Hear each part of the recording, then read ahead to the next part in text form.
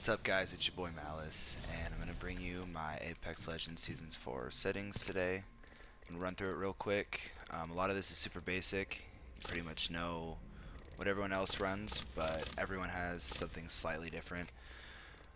These two I have on compact and off because once you play the game so much you don't need all of the information that they give you. It just tells you what like hop-ups do, what like a light mag is, stuff like that. Once you play the game you don't need that. Crosshair damage feedback, you want that on X with shield icon so you know what shield they have and you know that you are hitting them because it'll show the little X hit marker. Damage numbers, you can run that on off or stacking.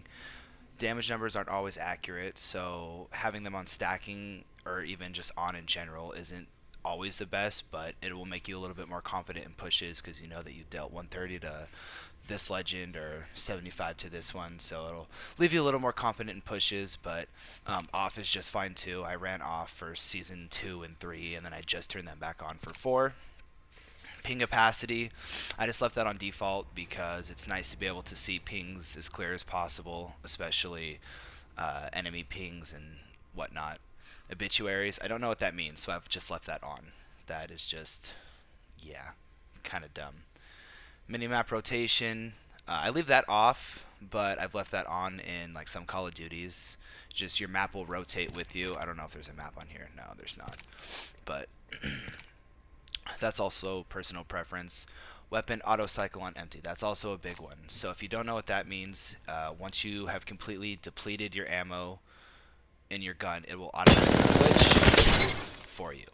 I did not do that, but it will automatically switch. It's just in higher tier ranks, if you run out of ammo, because there's a loot nerf in ranked, you're not going to have all the same loot that you'll get normally, so you have a higher chance of running out of ammo. It's just one less button that you have to press.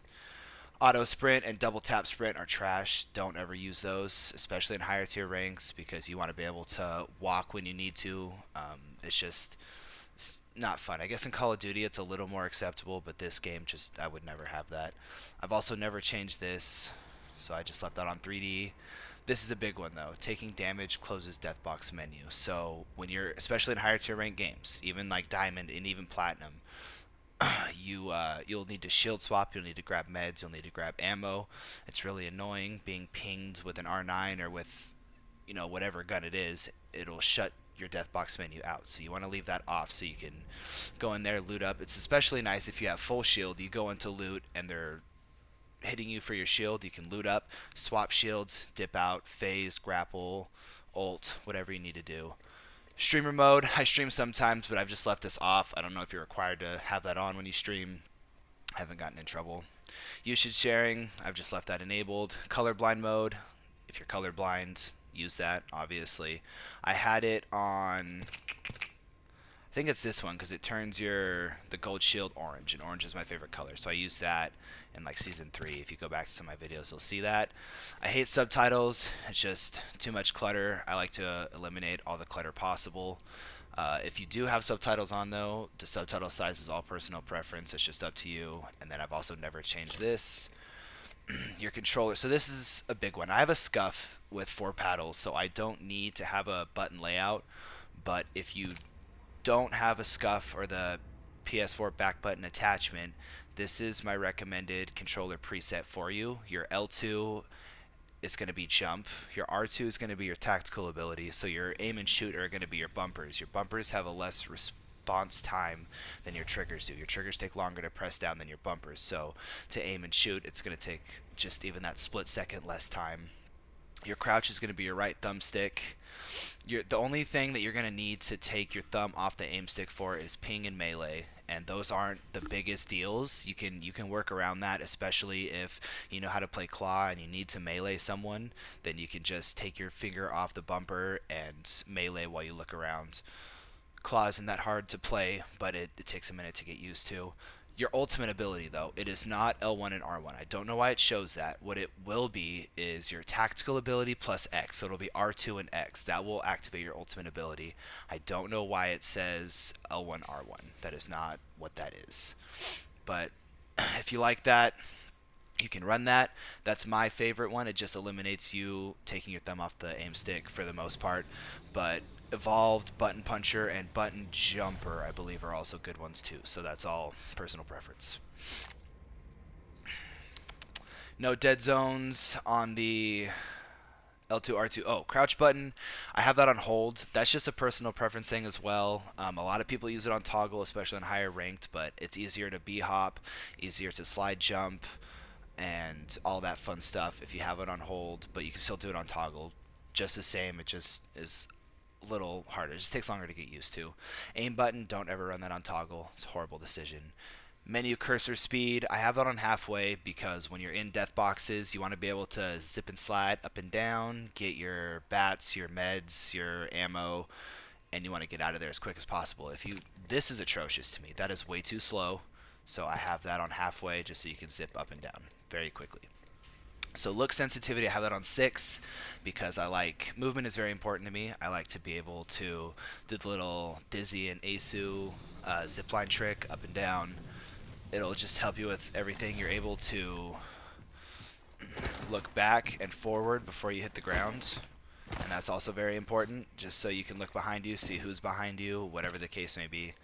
Look ADS sensitivity, I have that on 5, one less, because it's nice to be able to trace people. It'll take a minute to get used to. It's a little speedy, but you're able to trace pathfinders that are grappling. You're able to trace race that phase out, especially when they're in their portal. You can trace those very easily. I have not messed with the per optic settings, but I will. I will probably have this one on 4 or 5. I'll probably have this one on 4 and then change the rest to 5. I don't know entirely yet. I will update you guys when I do that.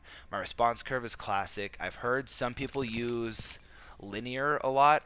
I messed around with like steady and fine aim long time ago, and I didn't like it. It felt really weird to me, so I just left it on classic, but I will mess with that in the future. Look, dead zone. My scuff has the smallest drift, and I don't know why, but it's minute, and that will throw off your aim, especially from longer distances with like an R301, an R9, whatever. It will throw off that aim, and you won't be able to fry people as easily. Movement dead zone small, inverted look, you're a monster if you play that. That's insane, and especially if you're good at it, it's just crazy. Vibration, also you need to have that off. That shake that your controller gives back will throw off your aim. Even though it's just like a slight shake, it could still shake your thumb, and that will cause you to miss more shots. I have not messed with advanced look controls either. Brightness, I have that all the way up. Field of view, 106. Sprint shake, I have that on minimal just because I was told to when I first started playing the game, and I haven't changed it back. And I don't think there's much of a downfall to having that. Master, sound, and dialogue volume, I have those all the way up. The only one that I would recommend you mess around with is dialogue maybe, and maybe like have that like 75 or halfway, but I just leave it at 100. Music, volume, especially in multiplayer, I cannot stand. You're not able to hear footsteps as well. It distracts me. And then lobby music, when I'm talking to my friends, I just get distracted easily. I'm the kind of person that's like, oh my god, a squirrel. So having lobby music, it just distracts me. And I've left these two off as well the entire time I have played. So like I said, very simple settings, but those are mine. Another few good people to look at for their settings is so far you got Kobe, Jenks, Chicken Man, and like I'm pretty sure Asu has a couple videos, and then I'm sure Dizzy does too. But all of those guys have very good settings videos, and they're all kind of similar. Just like I said, different sensitivities. Some response curves are different. Menu cursor speed, just little things like that. So let me know in the comments what you guys liked about my settings, what you would change, and what your settings are, and let me know how you're liking Season 4. Also, check out this new alternator skin. This just dropped in the store like today. It's actually kind of pretty. Alright, have a good day.